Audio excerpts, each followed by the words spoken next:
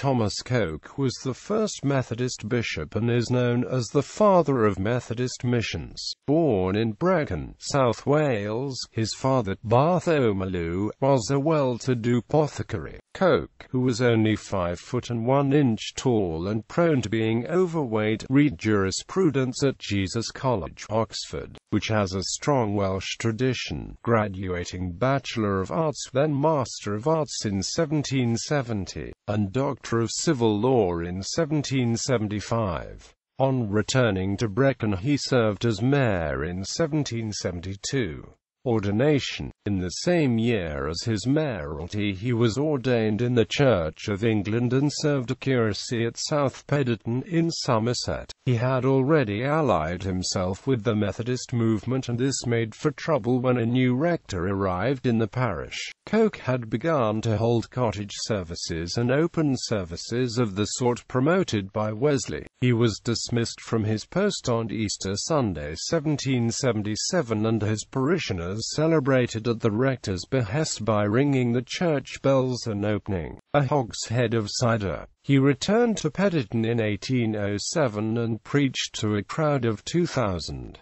Meeting with John Wesley. He met John Wesley in August 1776, becoming one of his closest assistants. Wesley called Coke the Flea because he seemed always to be hopping around on his missions. He was appointed superintendent of the London district in 1780 and president of the Methodist Church in Ireland in 1782, a function he was to serve many times in the coming decades. Early plans for Methodist missions. In January 1784, Thomas Parker, a barrister and able local preacher from York, joined Coke in issuing a plan of the Society for the Establishment of Missions Among the Heathens. Vicars, John A.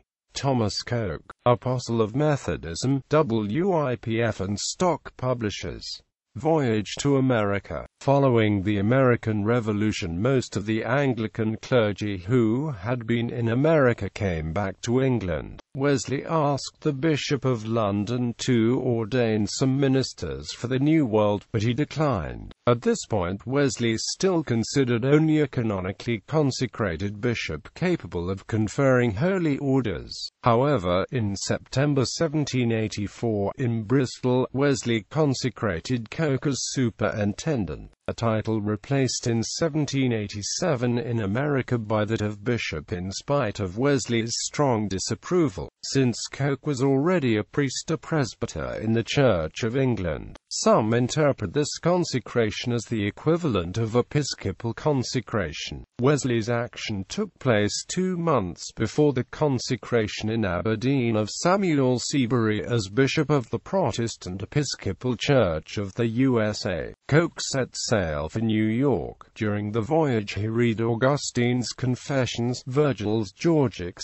biographies of Francis Xavier and David Brainerd, and a treatise on episcopacy. A conference of Methodist preachers was held at Baltimore, starting on Christmas Day 1784, at which Coke and Francis Asbury were elected superintendents, and the church was constituted as an independent body under the name of the Methodist Episcopal Church. On the 27th of December, Coke ordained deacons and presbyters and consecrated Asbury as superintendent. Coke and Asbury are regarded as having been jointly the first superintendents of the Methodist Church in America. Other voyages. Coke returned to England in June 1785 and made 8 further visits to America, his final visit being in 1803. While in America, he spoke out against slavery and wrote a letter on the subject to George Washington. Washington met Coke twice and even invited him to preach before the United States Congress. After spending some months traveling throughout Great Britain and Ireland, Coke made his first mission to the West Indies in 1786, making further visits in 1788 to 89, 1790, and 1792 to 93. Death of Wesley. Following Wesley's death in 1791, Coke became secretary to the British Conference, having been widely supposed to be Wesley's desired successor. He was president of the conference in 1797 and 1805, on both occasions trying to persuade the conference to confer on him the official title of bishop. More voyages. In the same year he went to Paris and preached in French. He established a mission in Gibraltar in 1803 and then spent 5 years traveling in the cause of Methodist missions, including visiting Sierra Leone. He promoted others in setting up missions in Canada and Scotland. Marriages. On the 1st of April 1805, at the age of 58, Coke married Penelope Goulding Smith, a wealthy woman who happily spent her personal fortune furthering the missions. She traveled with him until her death on the 25th of January 1811. The same year in December he married for a second time, to Anne Loxdale, and his wife died the following year, the 5th of December 1812. Death of Coke. He hoped to open Methodist missions in the East Indies and at his own expense he set sail for Ceylon on the 30th of December 1813. He had in fact tried to persuade the Prime Minister, Lord Liverpool, to appoint him to an Indian bishopric in the Church of England.